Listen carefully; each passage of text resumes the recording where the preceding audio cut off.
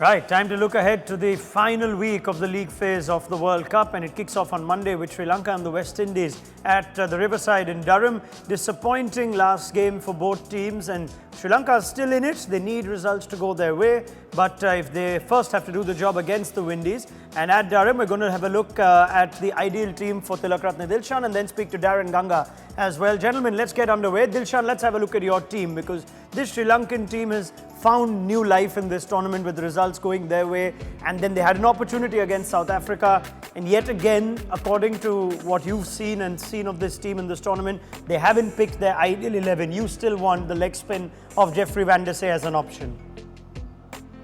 Yeah, you're right. I think we had a good chance after two rain off and after a good win against England, but unfortunately we didn't grab that opportunity. But we are in now very situation to qualify the semi-final. I think it's very less chance, but still we have to play our best cricket. Never know what happened in the other matches. We have to wait and see what happens to the other teams doing in the next couple of matches. And thing is, definitely thinking we discuss throughout the series. We missed the proper spinner in the side throughout the series. We saw all the other teams depending on the spinners, at least one spinner, genuine spinner. But I think that's why. Go with that Van der Sey at least tomorrow game. We need a spinner in the middle overs definitely to bowl. That's 10 overs. We missed that throughout the series. Hopefully tomorrow they think can give a chance to Van der Sey and go from there. Yeah, good wrist spin did trouble the West Indies in their last game against India. Darren, it's been a disappointing campaign which had so much promise at the start, but there are still things that the West Indies can take from this. I wonder how you would view these last few games in spite of not being in contention with the semi-finals. And I look at your playing 11. You've brought in Shannon Gabriel for an O'Shane Thomas who seems to have just gone off the boil as this tournament's gone deeper. Definitely, and I think that change is because what O'Shane Thomas has produced with the ball. He's only taken 7 wickets after his brilliant effort with the ball in that first game against Pakistan, where he picked up 4 wickets. So I think he needs a little bit of a rest. There's been a lot of debate about his fitness and for him to sustain. So Shannon Gabriel, to me, will be the best replacement for O'Shane Thomas, and that's because of what Shannon has produced recently against Sri Lanka in the 3-test series in the Caribbean in 2018. He picked up, I think, about 20 wickets in 3 test matches, a career best match figures of 13 for 121. So he did ruffle the Sri Lankans in 2018, and I always think that in a World Cup, you pick horses for courses, and there are certain players which dominate against certain oppositions. I think Shannon Gabriel could be an important factor with the ball for the West Indies against Sri Lanka. Again, I would have loved earlier on in this campaign for the West Indies to see Darren Bravo in this batting lineup. They've brought in Sunil Ambrose at the top. I don't believe in making changes too fast. Hence, I will stay with that batting lineup and Darren Bravo misses out. Okay, we'll talk a little bit more about the West Indies and how they can approach these last few games and steps they can do to look forward. But Dilshan, I'm very curious for your thoughts on some numbers that we have. Sri Lanka's batting may have seen to be the bigger disappointment of this tournament. But if we look at their numbers in the power play, they've actually been pretty good. They've got the best run rate in power plays in the World Cup. This is as of the 29th of June. And that's a staggering stat for a team that we're thinking has problems at the top. They're making very good quick scores at the top. Akushal Pereira and Avishka Fernando, they find ways of getting out. Then we're also going to look at their numbers in overs 41 to 50, and there is a problem there, and just in terms of finishing, largely because they just don't seem to be keeping wickets in hand. I'm just looking at these numbers for you, and in 3 innings, they go at a run rate of 4.42 in the last 10. How can you fix this problem? What are you going to tell the top order who starts well to actually make sure they can make the most of their beginnings? I think we know that after first 3 with 2 openers and the number 3, only these 3 guys are doing a job throughout the series. After that, we feel after 10 to 40, especially that 30 overs, we are batting very poor batting unit performance throughout the series. We are repeating same thing throughout the series. I'm also repeating same thing throughout the series. Yes. The thing is, we saw come to the bat, the other all middle orders, they doesn't have a confidence. They try to get runs on their bat, not they are thinking for the team. They try to they take the throughout the series.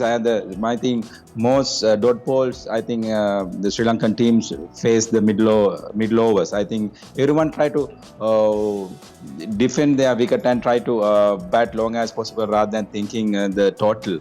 I think that's a disappointed for middle order. They should come and bat positive way. At least not hitting a sixes and boundaries. Try to rotate the strike. We saw everyone come and try to leave so many balls, and they are not rotating strike. They are not at least not looking for the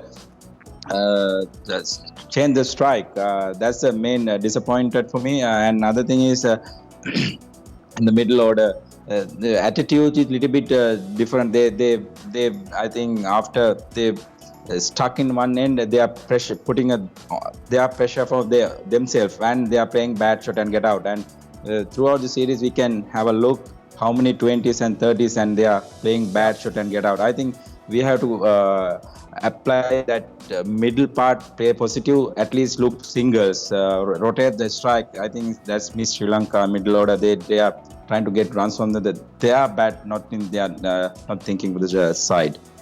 Yeah, we had 7 batsmen in the last game get to double figures and get no more than scores in their 30s. So point of concern that Dilshan rightly raises.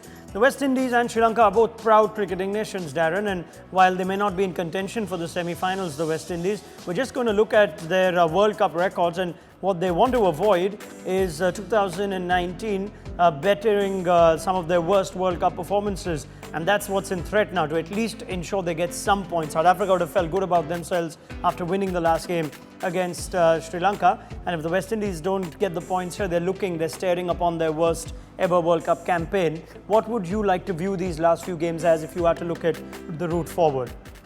Well, I think it must be about trying to win and secure more wins. After that first game against Pakistan, the West Indies, they found it very difficult to secure wins. That's why they're at the bottom of the table right now. It's still a World Cup, and a win in a World Cup is always a feather in your cap as a team, you would think. It's also an opportunity for some of the younger players in this West Indies squad to get experience of playing in a World Cup. Many of these players are the same players which the West Indies will look forward to in the next World Cup. So I think the likes of Fabian Allen getting his first game, that will be a big plus for him. Sunil Ambrose, he's been on the radar in West Indies cricket for a while, so him playing and continuing to play will be important. It's all about absorbing the pressure as well, and soaking in the opportunity to play. Sheldon Cottrell, he's been exceptional with the ball, 11 wickets so far for the West Indies. He's been a standout performer in the field with the ball. So if he continues in that vein, I think it could have positive effects on a lot of the other players. So it's all about playing for pride now, you would think, and I think to finish this tournament on a high so that they can walk away with a few things positive.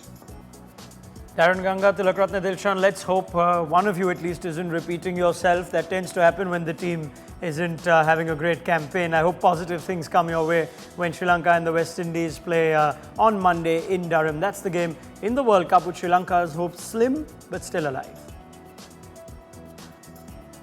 Thank you, gentlemen. Have a good day. Cheers, Darren. Thank you, brother. Bye, Dilshan. Thank you, Dilshan. Take care, guys. Thanks, buddy. Cheers. Don't forget to like, share, subscribe, and leave your comments in the comment section below. Click on the bell icon for notifications.